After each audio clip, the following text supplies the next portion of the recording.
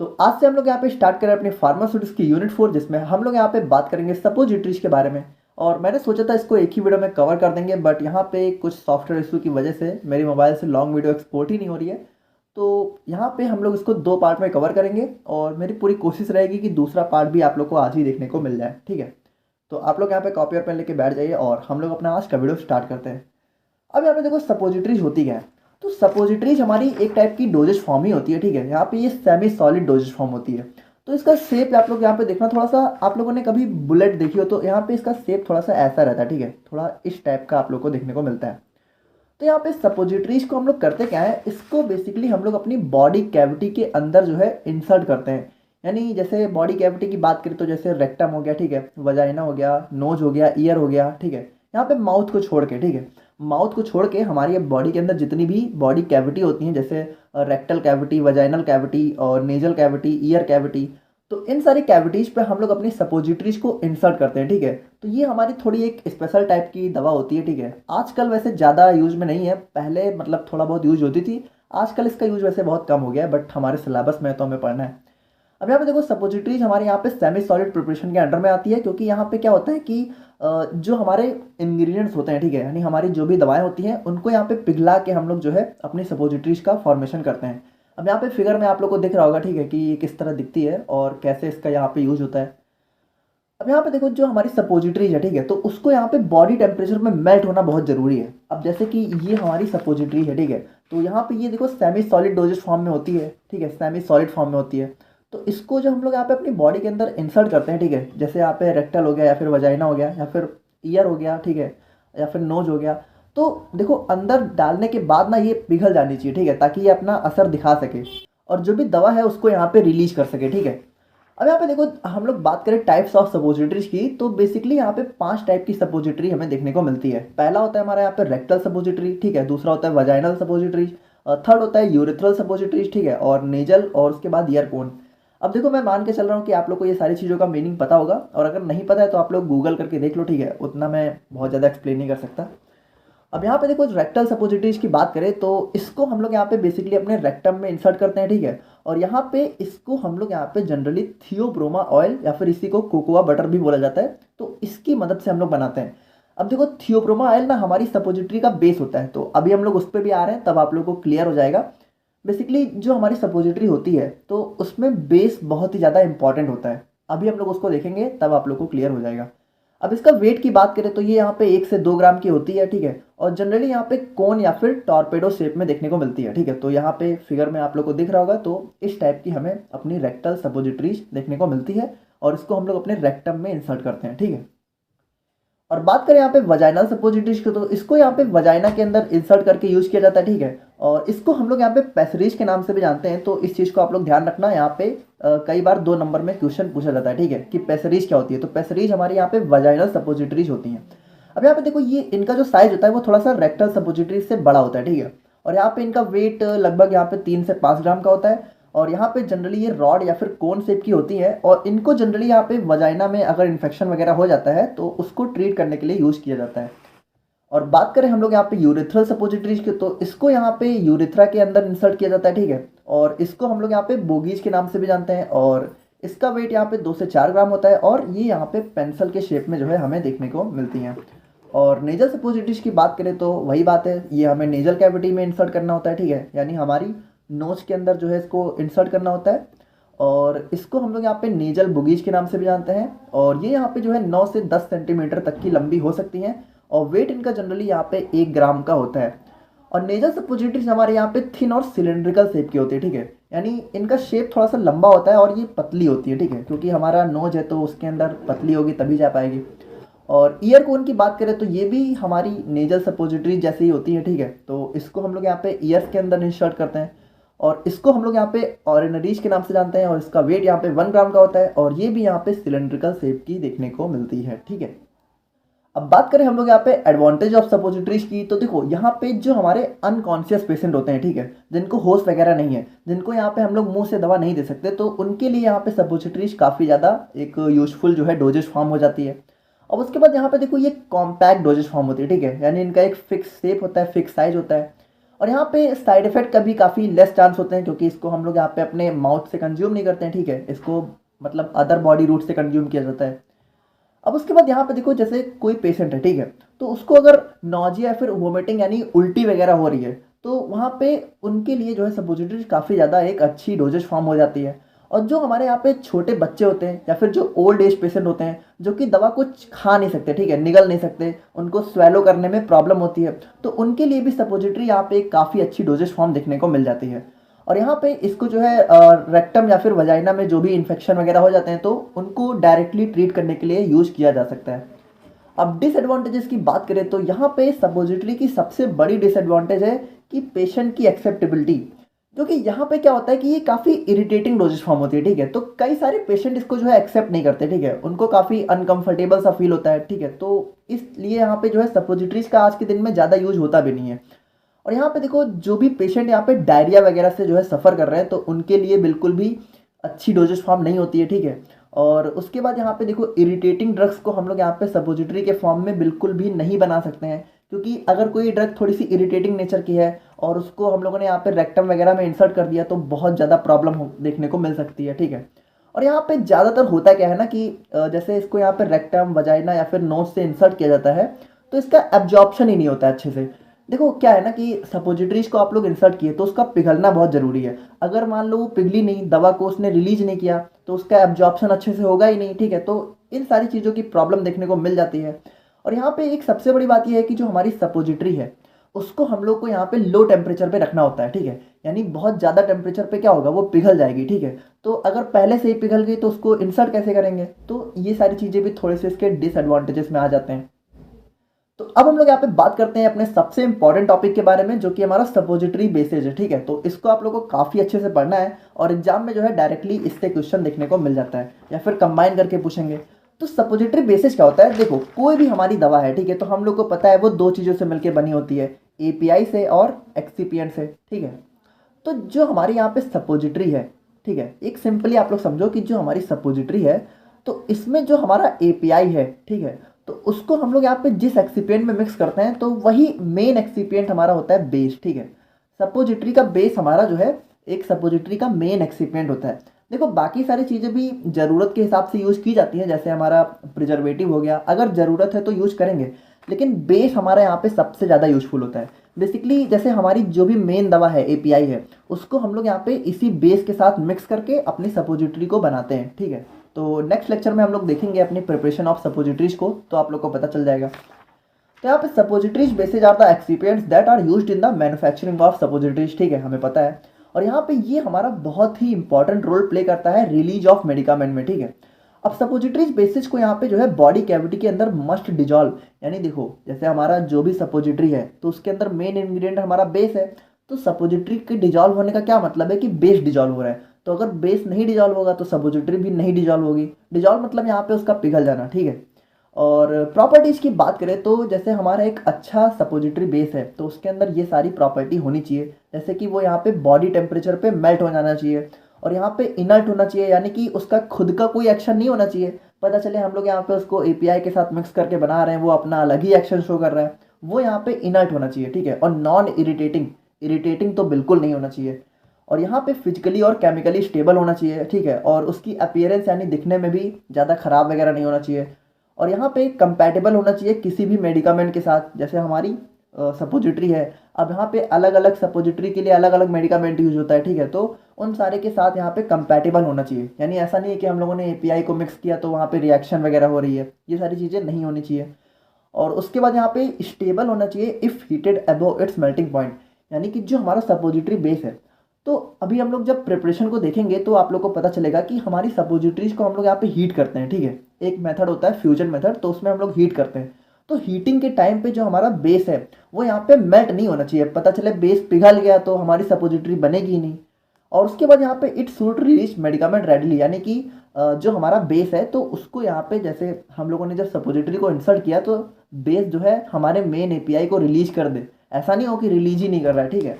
और यहाँ पे बात करें अपने टाइप्स ऑफ सपोजिटरी बेसिस के बारे में, तो यहाँ पे मेनली हमें 3 टाइप के सपोजिटरी बेस देखने को मिलते हैं, जिसमें पहला होता है हमारा यहाँ पे ऑयली या फिर फैटी बेस, और सेकंड होता है हमारा यहाँ पे वाटर सॉल्युबल बेस, और थर्ड होता है हमारा यहाँ पे इमल्सिफाइंग बेस। तो बात करें हम लोग यहाँ पे ऑयली या फिर फैटी बेसिस के बारे में, तो ये हमारी सबसे ज़्यादा most frequently used suppository base है, यानी कि जो हमारी सपोजिटरी है तो उसको बनाने के लिए हम लोग सबसे ज़्यादा अपने ऑयली बेसिस का ही यूज करते हैं। और इसके अंदर भी जो हमारा थियोब्रोमा ऑयल है, इसी को हम लोग यहाँ पे कोकोआ बटर के नाम से भी जानते हैं, ये हमारा बहुत ज़्यादा इंपॉर्टेंट है। ठीक है, 2 नंबर में कभी कभी इससे जो है डायरेक्ट क्वेश्चन पूछ लिया जाता है। और उसके बाद यहाँ पे इसके अंदर मेनली जो है 3 टाइप के बेस देखने को मिलते हैं। थियोब्रोमा ऑयल हो गया, इमल्सिफाइड थियोब्रोमा ऑयल हो गया और हाइड्रोजिनेटेड ऑयल। तो जो हमारा यहाँ पे थियोब्रोमा ऑयल है तो इसको हम लोग यहाँ पे सबसे पहले तो ये most commonly use suppository base होता है। ठीक है, सबसे ज़्यादा इसी को यूज किया जाता है। इसको हम लोग यहाँ पे कोकोआ बटर के नाम से भी जानते हैं। और यहाँ पे ये जो हमारा थियोब्रोमा कोकोआ है तो उसके सीड को यहाँ पे रोस्ट करके यहाँ पे प्रिपेयर किया जाता है। ठीक है, और यहाँ पे ये जो है हमें येलोइश वाइट कलर का देखने को मिलता है, इसका थोड़ा सा चॉकलेटी ऑर्डर होता है। और यहाँ पे ये बटर यानी कि थोड़ा सा मक्खन जैसा होता है। और यहाँ पे जो हमारा थियोब्रोमा ऑयल है ये बेसिकली यहाँ पे जो हमारे डिफरेंट फैटी एसिड्स होते हैं तो उनके ग्लिसरील एस्टर्स का यहाँ पे मिक्सचर होता है। ठीक है, अब देखो इसको आप लोग को आने वाले सेमेस्टर में पढ़ना है तो यहाँ पे हम लोग बहुत डिटेल में नहीं जाएंगे, आप लोग इस लाइन को ऐसे ही याद कर लेना। और इसका मेल्टिंग पॉइंट यहाँ पे 30 से 35 डिग्री सेल्सियस के बीच में होता है। ठीक है, और यहाँ पे ये जो है हमारा मोस्ट सुटेबल बेस होता है रेक्टल सपोजिटरीज के लिए। तो इस चीज़ को आप लोग यहाँ पे ध्यान से देखना। ठीक है, कि जो हमारी रेक्टल सपोजिटरी है तो उसके लिए थियोब्रोमा ऑयल बहुत अच्छा है, लेकिन जो हमारे यहाँ पे पैसरीज है, नेजल सपोजिटरीज है, यूरेथ्रल सपोजिटरीज है तो इनके लिए बिल्कुल भी अच्छा नहीं होता है।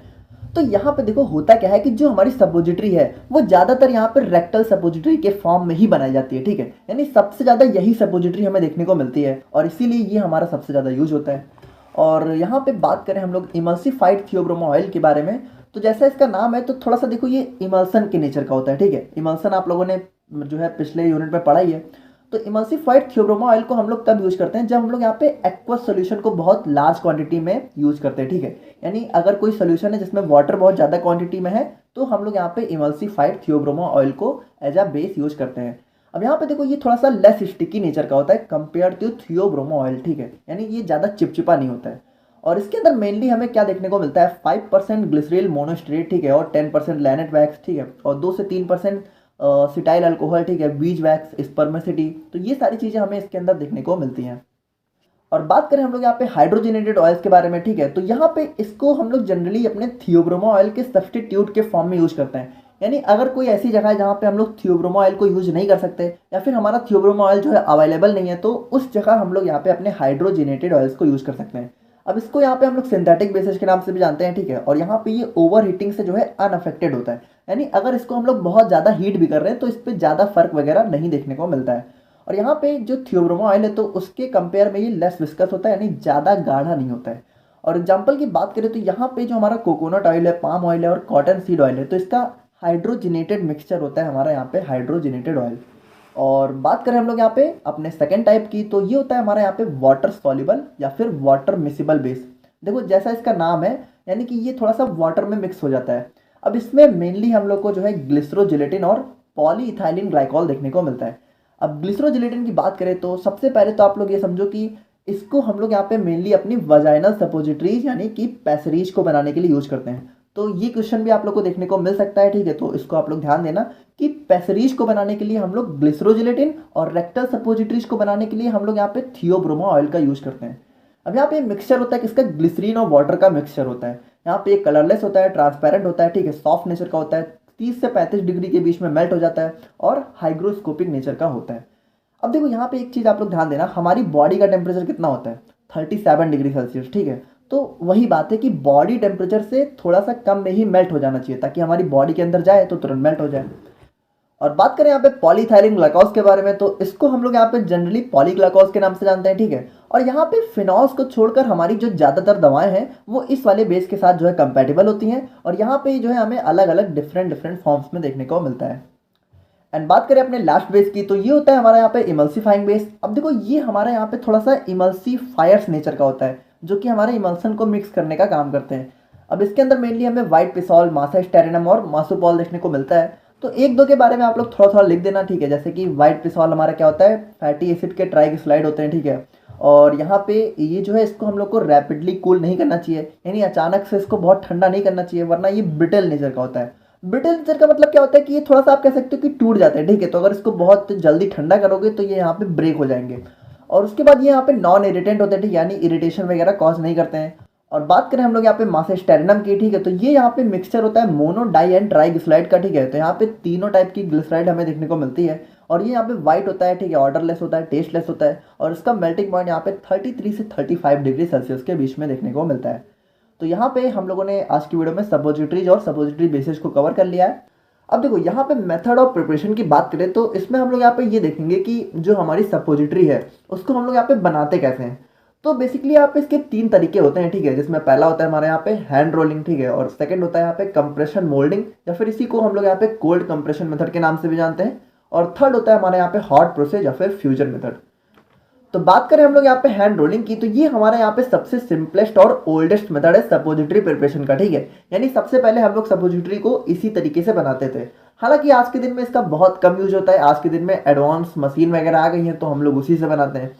तो इसमें देखो करना कुछ नहीं होता था, जैसे हम लोगों ने अपना जो भी दवा है, ठीक है, हम लोगों ने अपना एपीआई लिया और उसके बाद उसको जो है अपने सपोजिटरी बेस में मिलाया, ठीक है, और दोनों को मिक्स करके एक हम लोगों ने सेमी सॉलिड मास तैयार कर लिया। अब हम लोग क्या करेंगे कि अपने हाथों से, ठीक है, अपने हाथों की हेल्प से हम लोग इसको जो है आप कह सकते हो कि सपोजिटरी का जो है शेप प्रोवाइड करते थे, ठीक है। यानी अपने हाथों से इसको ऐसे थोड़ा सा गोल गोल घुमा के और जो है एक सपोजिटरी का शेप तैयार कर लेते थे। अब आज के दिन में देखो ये मेथड वैसे तो बहुत ही सिंपल भी था, इकोनॉमिकल भी था, यानी इसमें खर्चा वगैरह भी नहीं आता था, लेकिन आज के दिन में जो है इसका बहुत कम यूज होता है क्योंकि पहली बात तो ये टाइम कंज्यूमिंग बहुत ज़्यादा था, ठीक है, यानी इसमें बहुत टाइम लग जाता था। और दूसरी बात इसमें होता क्या था कि सपोजिटरी का एक अच्छा शेप नहीं आ पाता था। अब देखो जैसे हम लोग हाथ से बना रहे हैं तो मतलब ज़रूरी नहीं है ना कि सारी सपोजिटरी हमारी एक टाइप की बने, कुछ बड़ी हो जाती थी, कुछ छोटी हो जाती थी। तो इन सारे रीजंस की वजह से आज के दिन में हमारा ये मेथड बहुत ही कम यूज होता है। अब हम लोग यहाँ पे बात करें अपने सेकेंड मेथड की, तो ये होता है हमारे यहाँ पे कंप्रेशन मोल्डिंग मेथड। अब इसको हम लोग यहाँ पे कोल्ड कंप्रेशन मेथड के नाम से भी जानते हैं और इसमें यहाँ पे हीटिंग की रिक्वायरमेंट नहीं होती है, यानी कि इसको हम लोग को गर्म करने की ज़रूरत नहीं पड़ती है। अब अगर मान लो हम लोग को स्मॉल स्केल में सपोजिटरी बनानी है, यानी मान लो हमें सिर्फ 2-4 सपोजिटरी बनानी है, तो हम लोग इसको यहाँ पे मोल्टार और पेस्टल में भी बना सकते हैं। लेकिन अगर हम लोग को यहाँ पे इंडस्ट्री लेवल पे बहुत ज़्यादा सपोजिटरी बनानी है, ठीक है, तो हम लोग यहाँ पे अपनी एक कंप्रेशन मशीन का यूज़ करते हैं। अब कंप्रेशन मशीन अभी हम लोग आगे भी देखेंगे, बट थोड़ा सा देखो इस तरीके की दिखती है, ठीक है। तो इसमें होता क्या है, तो इसमें हमारा एक सिलेंडर होता है, ठीक है, तो यहाँ पे देखो ये हमारा होता है सिलेंडर और यहीं पे हम लोग अपना सपोजिटरी का मास प्रिपेयर करते हैं। जैसे हम लोगों ने एपीआई और बेस को मिला के जो मास तैयार किया है उसको हम लोग यहाँ पे रख देते हैं, ठीक है, यहाँ पे। और उसके बाद यहाँ पे देखो इसके अंदर क्या होता है, इसके अंदर एक पिस्टन होता है, ठीक है, तो ये हो गया हमारा यहाँ पे पिस्टन। और उसके बाद क्या होता है, मोल्ड्स होते हैं, ठीक है। तो यहाँ पे देखो ये जो आपको ये दोनों दिख रहे हैं इसको हम लोग बोलते हैं मोल्ड्स। अब मोल्ड्स क्या होता है, देखो मोल्ड्स हमारा होता है, आप कह सकते हो कि सांचा होता है जिसमें हमारी सपोजिटरी जो है तैयार होती है। अब देखो इसको आप लोग ऐसे समझो कि अगर आप लोगों ने कभी कुल्फ़ी वगैरह खाई हो, वो वाली कुल्फ़ी नहीं जो अमूल की पैकेट में बंद होके आती है, ठीक है, वो कुल्फ़ी जो यहाँ पे बाजार में बिकती है, ठीक है, खुले में। तो आप लोगों ने देखा होगा कि वो जो कुल्फ़ी वाला रहता है तो कुल्फ़ी को एक मतलब स्टील का या फिर लोहे का सांचा रहता है, तो उसी के अंदर से वो कुल्फ़ी निकाल के आप लोग को देता है, ठीक है। तो देखो वहाँ पे क्या होता है, उसके अंदर वो लोग जो भी मिल्क वगैरह रहता है उसको डाल देते हैं और उसको ठंडा कर देते हैं, तो उसकी वजह से कुल्फ़ी तैयार हो जाती है। तो उसी तरीके से यहाँ पे देखो यहाँ पे हमारा सांचा होता है। तो हमें इसमें करना क्या होता है कि अब देखो यहाँ पे एक चीज़ और होती है इसमें, मेटालिक स्टॉप प्लेट, ठीक है। तो यहाँ पे देखो ये होता है हमारा, यहाँ पे जो ऊपर आप लोगों को दिख रहा है इसको हम लोग बोलते हैं मेटालिक स्टॉप प्लेट। तो यहाँ पे देखो होता क्या है, ध्यान से देखना। जैसे हम लोगों ने अपना सपोजिटरी मास तैयार किया एपीआई और बेस को मिला के, अब हम लोगों ने इसको यहाँ पे रख दिया। अब हम लोग क्या करेंगे, इस पिस्टन को, ठीक है, ऊपर की तरफ प्रेशर देंगे, ठीक है। तो जैसे हम लोग इसको ऊपर करेंगे ये मास क्या होगा, ये मास ऊपर जाएगा और इन दोनों में जाके भर जाएगा, ठीक है, इन दोनों में भर गया। और उसके बाद क्या होगा, थोड़ी देर बाद जैसे ही ये जो मास था, ठीक है, अभी थोड़ा सा गीला था, तो इनके अंदर भरने के बाद जैसे ही सूख जाएगा वैसे ही हम लोग इस मेटालिक प्लेट को जो है हटा देंगे, ठीक है, यहाँ से इसको हटा देंगे। देखो इसको ऐसे समझो कि हम लोगों ने, ये है मशीन, ठीक है, थोड़ा सा। अब हम लोगों ने क्या किया, यहाँ पे मास रखा और इस पिस्टन को ऊपर की तरफ भगाया, ठीक है, इस पिस्टन को हम लोगों ने ऊपर कर दिया। तो मास हमारा क्या हुआ, मास हमारा यहाँ पे जाके इस वाले मोल्ड में जाके भर गया, ठीक है। और जब भर गया तो हम लोगों ने इसको क्या किया, इसको यहाँ से जो है हटा दिया, ठीक है, हम लोगों ने हटा दिया। और उसके बाद हम लोगों ने यहाँ से अपनी सपोजिटरी को जो है कलेक्ट कर लिया, ठीक है। यहाँ पे हमारी सपोजिटरी जो है प्रिपेयर हो जाती है। तो आई होप कि आप लोग यहाँ पे थोड़ा बेसिकली समझ गए होंगे। अभी हम लोग इसका प्रोसीजर भी देख लेते हैं। अब देखो बात करें हम लोग यहाँ पे प्रोसीजर की, तो सबसे पहले हम लोग क्या करते हैं, अपने ड्रग को जो है बेस के साथ मिक्स करके एक प्रॉपर सपोजिटरी मास को तैयार कर लेते हैं, ठीक है। और उसके बाद क्या करते हैं, हम लोग अपने सपोजिटरी मास को अपने सिलेंडर यानी यहाँ पे प्लेस कर लेते हैं, ठीक है। और उसके बाद यहाँ पे क्या होता है कि सिलेंडर को हम लोग यहाँ पे बंद कर देते हैं और अपने पिस्टन से प्रेशर अप्लाई करते हैं। तो यहाँ पे देखो ये होता है हमारा पिस्टन, तो पिस्टन से हम लोग यहाँ पे प्रेशर ऊपर की तरफ अप्लाई करते हैं और ये जो मास रहता है ये इसके अंदर जाके भर जाता है, ठीक है। तो यहाँ पे क्या होता है, when suppository mass is filled in the mould, ठीक है, यानी इस मोल्ड में जब फिल्ड हो जाता है तो हम लोग क्या करते हैं, अपनी स्टॉप प्लेट यानी कि ये जो ऊपर से दिख रहा है आप लोग को, देखो पहले ये क्यों लगा रहता है, क्योंकि हम लोगों ने मास फिल किया, तो ये अगर नहीं लगा होगा तो मास ऊपर की तरफ निकल जाएगा यानी वो बाहर निकल जाएगा। तो सबसे पहले ये बंद रहता है, लेकिन जैसे ही इसके अंदर फिल हो गया, ठीक है, और हमारी थोड़ा सा सूख गया, ठीक है, तो उसके बाद हम लोग इसको हटा देते हैं और जो भी हमारी सपोजिटरी है उसको हम लोग यहाँ से कलेक्ट कर लेते हैं। और अब हम लोग यहाँ पे बात करते हैं अपने थर्ड मेथड की, तो ये होता है हमारे यहाँ पे फ्यूजन मोल्डिंग या फिर हॉट प्रोसेस मेथड। अब ज़्यादातर जो हमारी सपोजिटरी की प्रिपरेशन है उसमें हम लोग इसी मेथड का यूज करते हैं, ठीक है। तो यहाँ पे क्या होता है कि सबसे पहले हम लोग बेस को मेल्ट कर लेते हैं, यानी जो हमारा सपोजिटरी बेस होता है उसको हम लोग यहाँ पे थोड़ा सा पिघला लेते हैं यूजिंग हीट। तो देखो यहाँ पे इस मेथड में स्पेशल बात क्या है कि हम लोग हीट का यूज करते हैं, ठीक है। और ये जो मेथड है ये हीट सेंसिटिव सपोजिटरी बेसिस के लिए सुटेबल नहीं है, यानी कि अगर हमारा कोई ऐसा सपोजिटरी बेस है जो कि जिसको मतलब हीट से नुकसान है, ठीक है, जो मतलब टेम्परेचर को सहन नहीं कर सकता है, तो उसके लिए हम लोग ये वाला मेथड यूज नहीं करते हैं, क्योंकि यहाँ पे हम लोग हीट यूज कर रहे हैं, तो अगर वो हीट सेंसिटिव होगा तो ख़राब हो जाएगा।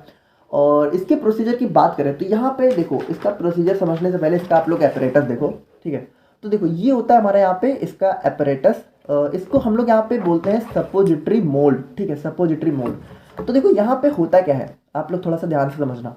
देखो यहाँ पे होते हैं हमारे सपोजिटरी के सांचे, देखो ये दिख रहा है आप लोग को, 1 2 3 4 5 6, मतलब अलग अलग मशीन के हिसाब से यहाँ पे ये जो होल्स हैं वो अलग अलग हो सकते हैं। हम लोगों ने मान लिया कि हमारी 8 सपोजिटरी का मोल्ड है। तो यहाँ पे देखो हम लोग करते क्या है, बहुत ही सिंपल, कुछ नहीं, हम लोगों ने अपना सपोजिटरी मास तैयार किया बेस को और ड्रग को मिक्स करके। उसके बाद हम लोगों ने क्या किया, उसको हम लोगों ने इसके अंदर फिल कर दिया, ठीक है। इन सारे जो भी यहाँ पे होल्स दिख रहे हैं इसके अंदर हम लोगों ने फिल कर दिया।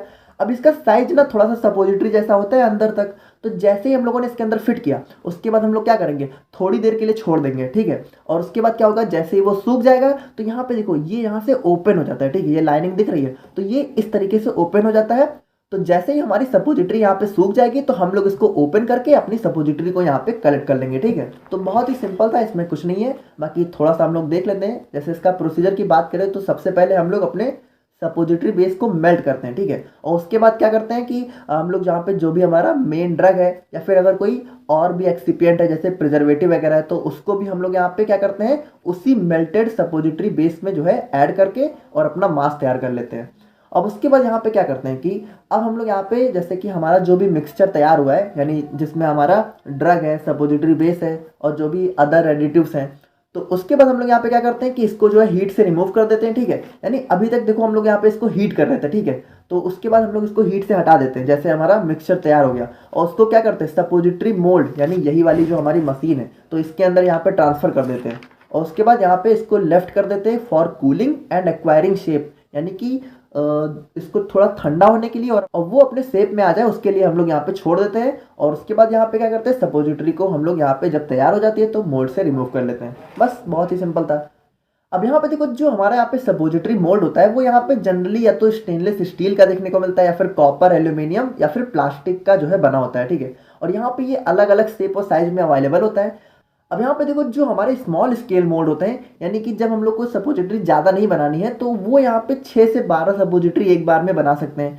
लेकिन जो यहाँ पे इंडस्ट्रियल मोल्ड होते हैं, यानी इंडस्ट्री वगैरह में जो मोल्ड होते हैं, तो वो एक बार में जो है मतलब 1000 तक की सपोजिटरी को बना सकते हैं। तो उसके अंदर बहुत ज़्यादा यहाँ पे सांचे होते हैं। देखो मोल्ड का मतलब क्या है, मोल्ड का मतलब है सांचा। सांचा मतलब क्या होता है कि जिसमें आप लोग कोई चीज़ डालो तो आपकी वो मतलब शेप तैयार हो जाए, ठीक है। और यहाँ पे देखो एक चीज़ जो सबसे ज़्यादा इंपॉर्टेंट है इसमें कि before placing suppositories it is very important to lubricate the mould so that they will not get stick on their wall. अब इस चीज़ से आप लोग यहाँ पे समझना कि जैसे ये हमारा मोल्ड है, ठीक है, और इसी के अंदर हम लोग सपोजिटरी को बनाएंगे। तो यहाँ पे हम लोग करते क्या है, अपने सपोजिटरी को इसके अंदर डालने से पहले इसके अंदर थोड़ा सा ल्यूब्रिकेंट्स को ऐड कर देते हैं। ल्यूब्रिकेंट्स मतलब आप कह सकते हो कि जैसे वैसलीन वगैरह होती है, ताकि वो क्या होता है कि देखो यहाँ पे जैसे कि जो हमारी सपोजिटरी है तो वो अगर हम लोग डायरेक्ट डाल देंगे तो ऐसा हो सकता है ना कि वो इसकी वॉल पे जाके चिपक जाए, ठीक है, यानी इसके अंदर जो होल होता है, ठीक है, तो वहाँ पे जो भी दीवारें हैं, ठीक है, तो उस पे जाके चिपक जाएगी, तो फिर हमारी सपोजिटरी जब बन के तैयार होगी तो वो अलग ही नहीं होगी। तो इसके लिए हम लोग यहाँ पे थोड़ा सा ल्यूब्रिकेंट्स को ऐड कर देते हैं ताकि वो जो हमारी सपोजिटरी है वो इसकी दीवार पे जाके चिपके ना।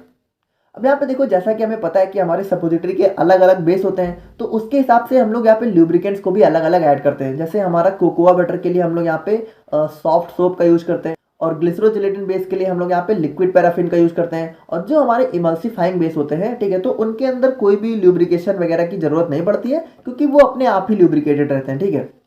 और अब हम लोग यहाँ पे बात करते हैं अपने इवेल्युएशन ऑफ सपोजिटरीज के बारे में। अब देखो, इवेल्युएशन मतलब क्या होता है? इवेल्युएशन मतलब होता है कि जैसे हमारी कोई सपोजिटरी बन गई है, तो हम लोग उसका टेस्ट करेंगे कि हमारी सपोजिटरीज अच्छी तरीके से बनी है कि नहीं बनी है, यानी उसकी सारी चीज़ें अच्छी हैं, उसकी स्ट्रेंथ या फिर उसका मेल्टिंग पॉइंट, ठीक है, या फिर उसका शेप साइज कैसा है, तो वही सारी चीज़ें हम लोग यहाँ पे टेस्ट करते हैं, तो उसी को हम लोग यहाँ पे इवेल्युएशन टेस्ट बोलते हैं। अब यहाँ पे जो हमारा इवेल्युएशन टेस्ट है वो यहाँ पे लगभग 5-6 पैमानों पे किया जाता है, ठीक है। इसमें पहला होता है टेस्ट ऑफ अपीयरेंस, यानी सपोजिटरीज हमारी दिखने में कैसी है, ठीक है। और उसके बाद फिजिकल स्ट्रेंथ, यानी कि उसकी स्ट्रेंथ कितनी है, फिर डिजोल्यूशन रेट, फिर मेल्टिंग रेंज, ठीक है। तो अभी इसको हम लोग यहाँ पे एक एक करके देख लेते हैं। तो सबसे पहले बात करें टेस्ट ऑफ अपीयरेंस, तो बहुत ही सिंपली इसमें हम लोग क्या करेंगे कि हम लोग ये देखेंगे कि जो हमारी सपोजिटरी है, ठीक है, उसका साइज और शेप कैसा है, यानी उसका साइज और शेप यहाँ पे यूनिफॉर्म होना चाहिए। जैसे हम लोग यहाँ पे बहुत सारी सपोजिटरी एक बार में बनाते हैं, तो जितनी भी सपोजिटरी हमारी बनी है सबका साइज और शेप यहाँ पे एक जैसा होना चाहिए। यूनिफॉर्म मतलब एक जैसा, ऐसा नहीं है कि एक हमारी अलग है कुछ हमारी अलग है। और उसके बाद इनकी अपीयरेंस यानी दिखने में भी अच्छी होनी चाहिए, ठीक है। और यहाँ पे individual suppository should be examine for cracks and pits, यानी कि हम लोग को एक एक सपोजिटरी को यहाँ पे अच्छे से देखना चाहिए कि उसके अंदर कोई यहाँ पे क्रैक्स यानी कि कोई कह सकते हो कि ब्रेकेज तो नहीं या फिर गड्ढे तो नहीं है, ठीक है। तो ये सारी चीज़ें देखनी पड़ती हैं। अब यहाँ पे देखो, अकॉर्डिंग टू बीपी यानी ब्रिटिश फार्माकोपिया के हिसाब से जब हम लोग यहाँ पे सपोजिटरीज को लॉन्गिट्यूडनली कट करते हैं, देखो ये होती है हमारी सपोजिटरीज, ठीक है। तो अगर हम लोग इसको बीपी के हिसाब से लॉन्गिट्यूडनली यानी कि इस तरीके से मान लो 20 से हम लोग कट कर दें, एक साइड अलग एक साइड अलग, तो इसकी जो ये दोनों साइड है ये बिल्कुल सेम दिखनी चाहिए, ठीक है, यानी कि यूनिफॉर्म इन अपीयरेंस होनी चाहिए उसकी इंटरनल और एक्सटर्नल साइड। तो ये होता है हमारे यहाँ पे टेस्ट ऑफ अपीयरेंस। और बात करें हम लोग यहाँ पे टेस्ट ऑफ फिजिकल स्ट्रेंथ की, तो यहाँ पे हम लोग ये चेक करते हैं कि जो हमारी सपोजिटरी है वो कितनी स्टेबल है। तो यहाँ पे देखो, ये वाला टेस्ट हम लोग इसकी ब्रिटलनेस और इलास्टिसिटी, यानी कि ब्रिटलनेस क्या होता है कि ब्रेक तो नहीं हो जाएगी हमारी सपोजिटरी, तो इसमें हम लोग करते क्या है, देखो इसमें हम लोग अपनी सपोजिटरीज को अपराइट पोजीशन, यानी कि देखो हम लोग बहुत ही सिंपली इसमें इस तरीके से अपनी सपोजिटरीज को रख लिया हम लोगों ने, ठीक है। और उसके बाद यहाँ पे देखो इसके ऊपर हम लोग ना थोड़ा सा वेट रख देते हैं, ठीक है। अब इस वेट को हम लोग धीरे धीरे बढ़ाते रहते हैं, कब तक बढ़ाते हैं, जब तक हमारी सपोजिटरी यहाँ पे टूट ना जाए या फिर पिघल ना जाए, ठीक है। तो अब यहाँ पे देखो, जितने वेट पे हमारी सपोजिटरी पिघल जाती है, ठीक है, यानी जितने वेट पे ये ब्रेक हो जाएगी, तो उस वेट के हिसाब से हम लोग आइडिया लगा लेंगे कि हमारी सपोजिटरी कितना वेट यहाँ पे सहन कर सकती है। अब देखो, एक आइडियल सपोजिटरीज को यहाँ पे कम से कम 1.8 से लेके 2 किलो वेट तक का यहाँ पे बर्दाश्त कर लेना चाहिए। यानी अगर हमारी सपोजिटरी को हम लोग इस तरह रख रहे हैं, तो अगर हम लोग इसके ऊपर लगभग 1.5 से 2 किलो वेट डालें तो इसको यहाँ पे टूटना नहीं चाहिए। हाँ, 2 किलो के बाद टूट जाए तो कोई दिक्कत नहीं है। और बात करें हम लोग यहाँ पे टेस्ट फॉर डिजोल्यूशन की, तो इसमें हम लोग क्या करते हैं, जो हमारी सपोजिटरी है, तो जब हम लोग उसको अपनी बॉडी कैविटी के अंदर इंसर्ट करते हैं तो उसका हमारी बॉडी फ्लूइड के साथ मिलना भी तो जरूरी होता है। देखो एक चीज़ आप लोग समझो, कोई भी दवा है वो असर तभी दिखाएगी जब हमारी ब्लड में जाके मिलेगी। तो हमारा जो सपोजिटरी है तो वो कितनी जल्दी जाके हमारे ब्लड में मिल रहा है, तो उसी चीज़ को हम लोग यहाँ पे इस चीज़ में चेक करते हैं। अब देखो, इसके यहाँ पे बेसिकली 2 मेथड होते हैं, यानी कि 2 टाइप के सेल यहाँ पे एपरेटस यूज किए जाते हैं, ठीक है। जिसमें पहला होता है यहाँ पे सपोजिटरी डायालाइसिस सेल, तो इसको हम लोग यहाँ पे लाइपोफिलिक सपोजिटरीज के लिए यूज करते हैं, ठीक है, यानी जो थोड़ी सी ऑयली नेचर की होती हैं। और बात करें हम लोग यहाँ पे अपने सेकेंड एपरेटस की, तो इसको हम लोग यहाँ पे यूज करते हैं हाइड्रोफिलिक सपोजिटरीज, यानी कि जो थोड़ा सा वाटरी नेचर की होती हैं। और बात करें हम लोग यहाँ पे अपने फोर्थ टेस्ट की, तो ये होता है हमारा टेस्ट फॉर मेल्टिंग रेंज। तो बहुत ही सिंपल है, हमारी सपोजिटरी को हम लोगों ने अपने बॉडी कैविटी जैसे कि रेक्टम या फिर नोज ईयर वजाइना कहीं भी डाला, तो उसका पिघलना बहुत ज़रूरी है ना, तो मेल्टिंग मतलब पिघलना होता है, ठीक है। तो यहाँ पे हम लोग ये चेक करते हैं कि हमारी सपोजिटरी जो है कितनी देर में पिघल रही है। हम लोग इसमें करते क्या है, हम लोग इसको ना एक वाटर बाथ होता है हमारा लैब में, आप लोग जाके देख सकते हो, एपरेटस होता है, तो वहाँ पे हम लोग जो है 37 डिग्री का सेल्सियस मेंटेन कर देते हैं। देखो हमारी बॉडी का टेम्परेचर कितना है, 37 डिग्री तो होता है, तो हम लोग वाटर बाथ में भी टेम्परेचर को 37 डिग्री सेल्सियस पे मेंटेन कर देते हैं और फिर चेक करते हैं कि कितनी देर में हमारी सपोजिटरी पिघल रही है। तो अगर कोई आइडियल सपोजिटरी है तो उसको 30 मिनट से कम में जो है पिघल जाना चाहिए। और बात करें यहाँ पे टेस्ट फॉर सॉफ्टनिंग की, तो देखो ये भी बिल्कुल यहाँ पे टेस्ट फॉर मेल्टिंग रेंज जैसा ही होता है। इसमें हम लोग ये चेक करते हैं कि हमारी सपोजिटरी है वो कितनी सॉफ्ट नेचर की या फिर कितनी हार्ड है। जैसे जो हमारी सपोजिटरी है वो बहुत हार्ड नहीं होनी चाहिए, क्योंकि उसको हम लोग अपनी बॉडी मतलब कैविटी के अंदर इंसर्ट कर रहे हैं, तो बहुत हार्ड होगी तो प्रॉब्लम वगैरह हो सकती है। तो इसमें भी बेसिकली हम लोग ये देखते हैं कि अब देखो इसको यहाँ पे लिक्विफैक्शन टेस्ट के नाम से भी जानते हैं, और इसमें हम लोग ये चेक करते हैं कि जो हमारी सपोजिटरी है वो कितनी जल्दी लिक्विफाई हो जा रही है, यानी लिक्विड में कन्वर्ट हो जा रही है। जैसे सपोजिटरी सेमी सॉलिड फॉर्म में होती तो है, लेकिन बॉडी के अंदर डालने के बाद वो लिक्विफाई हो जानी चाहिए ना। ऐसा तो है नहीं कि बॉडी के अंदर भी सेमी सॉलिड फॉर्म में है, तो उसी चीज़ को हम लोग यहाँ पे चेक करते हैं, ठीक है। और फाइनली बात करें अपने लास्ट टेस्ट की, तो इसमें हम लोग यहाँ पे चेक करते हैं test for uniformity of drug content, यानी कि जो हमारी सपोजिटरी है तो उसमें जो हमारी ड्रग है वो यूनिफॉर्म होनी चाहिए, यानी हर जगह बराबर से प्रेजेंट होनी चाहिए। ऐसा नहीं है कि किसी सपोजिटरी में ज़्यादा है, किसी में कम है, या फिर किसी पार्टिकुलर एरिया में बहुत ज़्यादा है, किसी पार्टिकुलर एरिया में बहुत कम है।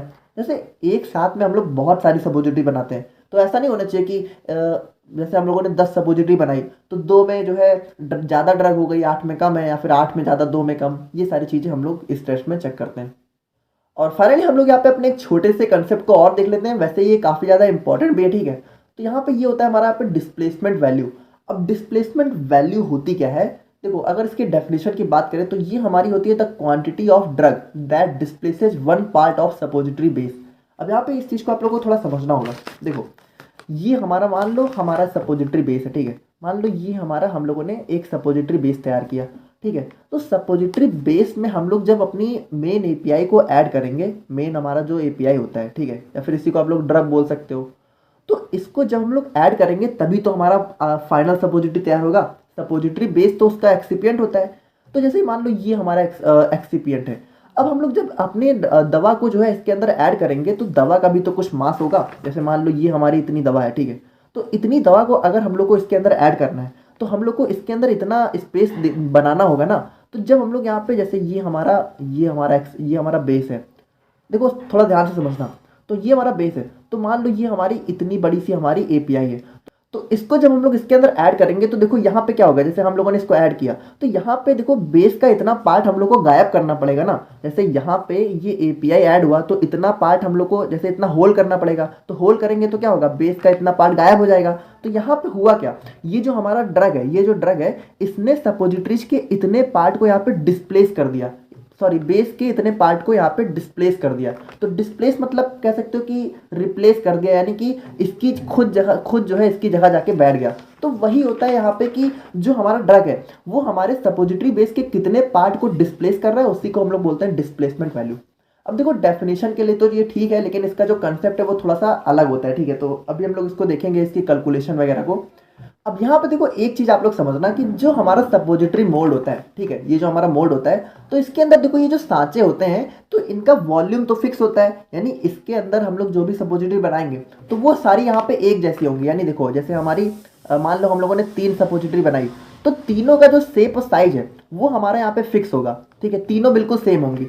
लेकिन यहाँ पे जो इनका वेट है वो यहाँ पे वैरी कर सकता है, यानी ऐसा हो सकता है कि तीनों सपोजिटरीज का वेट है वो अलग अलग हो जाए। अब वो अलग अलग कैसे हो जाएगा, देखो जैसे मान लो इसका बेस तो तीनों का सेम है, लेकिन हम लोगों ने जो दवा ऐड की, जो हमारा मेन एपीआई है, ठीक है, मान लो अगर इसमें मान लो इसको 1 मान लेते हैं, इसको 2, इसको 3, तो मान लो नंबर 1 में हम लोगों ने जो एपीआई ऐड किया, ठीक है, अगर वो थोड़ा सा भारी है तो हमारा क्या होगा, वो हमारी सपोजिटरी नंबर 1 वाली क्या हो जाएगी, थोड़ी सी ज़्यादा भारी हो जाएगी। अगर मान लो 2 का हल्का है तो ये हल्की हो गई, या फिर 3 का भारी है।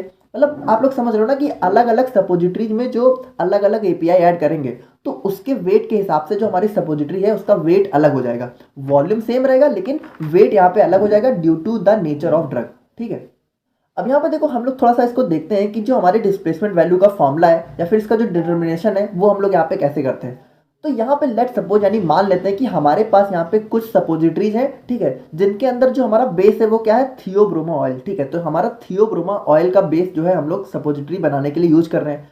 तो यहाँ पे देखो हम लोग करेंगे क्या कि सबसे पहले ध्यान से देखना, सबसे पहले हम लोग 6 सपोजिटरीज लेंगे जिसमें हमारा जो है थियोब्रोमा ऑयल जो है बेस के फॉर्म में प्रेजेंट है, लेकिन अभी इसमें कोई भी मेडिकामेंट एडेड नहीं है। यानी हम लोगों ने क्या किया, देखो इसको थोड़ा सा समझना, अभी हम लोगों ने 6 सपोजिटरी बेस लिए, ठीक है, लेकिन इसके अंदर अभी कोई मेडिकामेंट नहीं ऐड है, यानी हम लोगों ने अभी एपीआई ऐड नहीं किया है, ठीक है। तो हम लोग इसका वेट कर लेते हैं, यानी कि इन 6 जो भी हमारे 6 सपोजिटरी बेस हैं जिसमें हमारा थियोब्रोमा ऑयल है, तो इसको हम लोग यहाँ पे वेट कर लेते हैं, यानी 6 का, और मान लेते हैं इसका वेट हमारा ए ग्राम आया, ठीक है, कुछ भी हो सकता है, हम लोग मान लेते हैं कि ए आया। अब हम लोग क्या करेंगे, ध्यान से देखना, अब हम लोग इन जो हमारी 6 सपोजिटरीज थी, ठीक है, तो अब हम लोग इसमें जो है 40% मेडिकामेंट को ऐड कर देंगे, ठीक है, यानी कि ऐसे समझो, मान लो ये हमारा बेस है, तो हम लोगों ने इसके 40% पार्ट में क्या किया, अब हम लोगों ने अपना एपीआई ऐड कर दिया, ठीक है, एपीआई। और अब क्या करेंगे, अब एपीआई को ऐड करने के बाद हम लोग इसका वेट करेंगे, तो मान लेते हैं कि इसका वेट हमारा जो भी आया, मान लेते हैं 20 ग्राम हो गया, ठीक है। देखो समझ रहे हो ना, ए ग्राम हमारा क्या है, जब हमारा कोई भी मेडिकामेंट एडेड नहीं है, और बी ग्राम क्या है, जब हम लोगों ने 40% मेडिकामेंट ऐड कर दिया है। अब देखो ये जो हमारी सेकंड वाली सपोजिटरीज हैं, ठीक है, जिसमें हम लोगों ने 40% मेडिकामेंट को ऐड कर दिया है, ठीक है, जैसे हमारे जो 40% मेडिकामेंट ऐड है, तो अब अगर मैं आप लोगों से पूछूं इसमें कि हमारा बेस कितना है, तो देखो 40% मेडिकामेंट है तो बेस कितना हो जाएगा, 60%, बहुत ही सिंपल है, ठीक है। तो यहाँ पे now amount of Theobroma oil present in medicated suppositories कितना हो गया, 60 डिवाइडेड बाय 100 इंटू बी, ठीक है। तो इस पूरी टर्म को हम लोग यहाँ पे मान लेते हैं कि हमारा सी ग्राम हो गया, ठीक है। अब उसके बाद देखो यही जो हमारी मेडिकेटेड सपोजिटरीज हैं, ठीक है, तो इसमें अगर 60 पार्ट हमारा जो है थियोब्रोमा ऑयल है या फिर बेस है, तो हमारा मेडिकेटेड पार्ट कितना होगा, 40% है ना। Now the amount of medicament present in medicated suppositories, तो इसमें हमारा मेडिकामेंट कितना है, देखो बेस हमारा 60 है तो मेडिकामेंट 40 हो गया, तो इसको हम लोग यहाँ पे 40 डिवाइडेड बाय 100 इंटू बी कर लेंगे, तो इस पूरी क्वांटिटी को हम लोग मान लेते हैं सी। देखो इसको हम लोगों ने सी मान लिया, इसको हम लोगों ने डी मान लिया। अब हमारी जो डिस्प्लेसमेंट वैल्यू का फॉर्मूला है वो यहाँ पे निकल के आता है डी अपॉन ए माइनस सी। तो यार देखो इसमें बहुत ज़्यादा समझने वाली चीज़ें नहीं है, इसको आप लोग थोड़ा सा ऐसे ही याद कर लेना, ठीक है। बाकी इसमें जो था मैंने आप लोग को बता दिया, तो बाकी आई होप कि आप लोग को ये वीडियो समझ में आ गया होगा। बाकी अगर कोई डाउट है तो आप लोग कमेंट करके बताना, और हम लोग यहाँ पे मिलते हैं नेक्स्ट वीडियो में। Thank you so much.